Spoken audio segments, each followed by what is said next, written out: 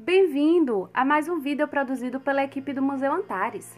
A nossa aventura de hoje irá falar sobre a ciência por trás dos exames que identificam a presença da Covid-19. Existem 3 tipos de exames para identificar a Covid-19: o RT-PCR, a sorologia e os testes rápidos. Para iniciar as nossas descobertas, precisamos entender o significado de RT-PCR.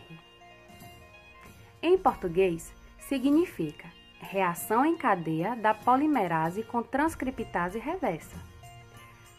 Mas o que será essa reação em cadeia da polimerase com transcriptase reversa? É uma técnica utilizada para identificar o material genético encontrado em qualquer ser vivo ou nos vírus. Essa técnica baseia-se no processo de duplicação do material genético. Durante o processo de multiplicação do DNA, uma enzima possibilita a quebra da ligação entre os nucleotídeos, abrindo o que denominamos de forquilhas de replicação. Após a abertura da forquilha, novos nucleotídeos se ligam, possibilitando o surgimento de mais uma fita, como mostra nessa animação. Esse processo ocorre naturalmente, mas, em 1983, o cientista Kary Mullis descobriu que era possível fazer essa reação em laboratório, o que denominamos de PCR. Para que isso ocorra, é preciso colocar em um tubo de PCR 5 componentes. Primeiro, a amostra de material genético que será estudada. Segundo, a enzima Taq polimerase, que tem a função de abrir a forquilha de replicação. Terceiro, os primers, que é uma sequência pequena e específica de DNA de fita simples. Existem para cada estudo primers específicos. Eles são projetados de modo que sua sequência seja específica para a região de interesse do material genético a ser estudado. E a função desses primers são de ligar o material genético e, a partir dessa sequência, inicia o processo de duplicação do material. Dessa forma, só será duplicada a sequência de interesse, e não o material genético inteiro. O quarto item é uma quantidade diversificada de nucleotídeos, que possam se ligar à sequência do material genético durante a duplicação, podendo ser adenina, citosina, guanina, timina e 5 mix de soluções com água miliquê, tampão e magnésio. No final, teremos esse mix no tubo de PCR. Depois de todos os componentes dentro do tubo de PCR, os mesmos são colocados em um equipamento, denominado de termociclador. Esse equipamento permite ciclos diferenciados de temperatura, que possibilitam o processo de duplicação das sequências desejadas, como mostra nessa animação. Mas como essa técnica identifica o vírus da Covid-19? A primeira reação será a transformação do RNA do vírus em DNA, pois o material genético desse vírus é o RNA, sendo esse DNA depois amplificado. Para que ocorra essa amplificação, o PCR passa por diversos ciclos, tendo cada um 3 etapas marcadas por temperaturas diferenciadas.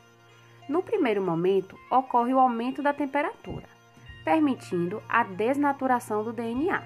A segunda temperatura possibilita o anelamento dos primers, e a terceira alteração da temperatura possibilita a extensão do DNA, permitindo assim a amplificação com auxílio da Taq polimerase.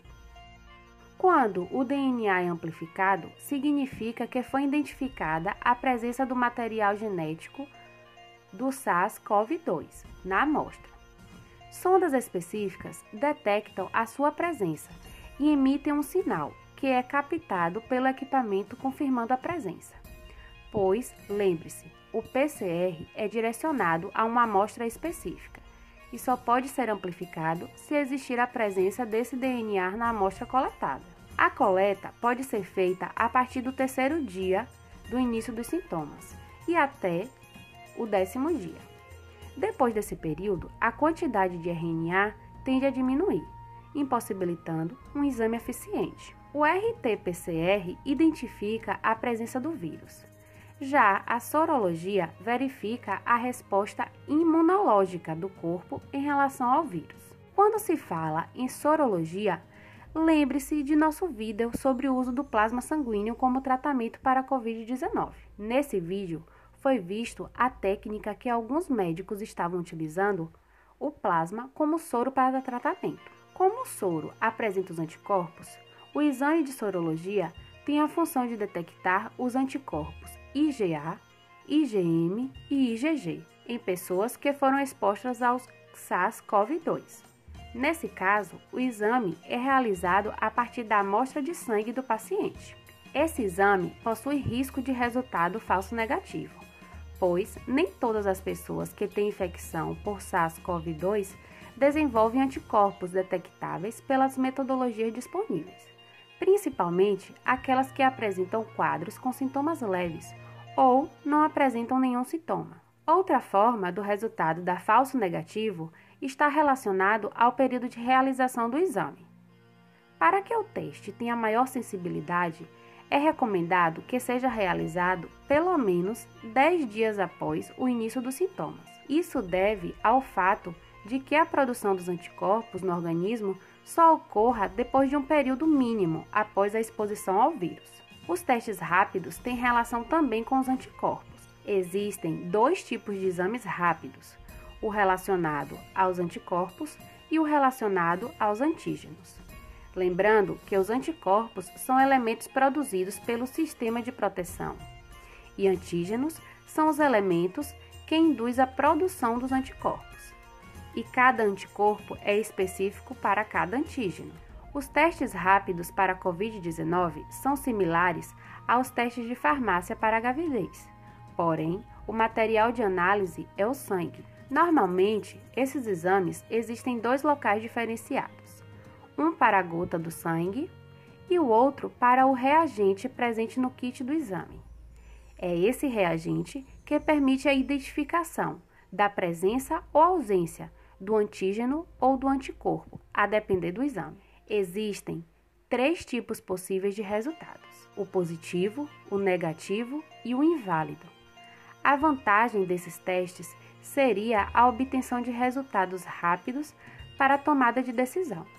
No entanto, a maioria dos testes rápidos possuem sensibilidade e especificidade muito reduzidas, em comparação às outras metodologias.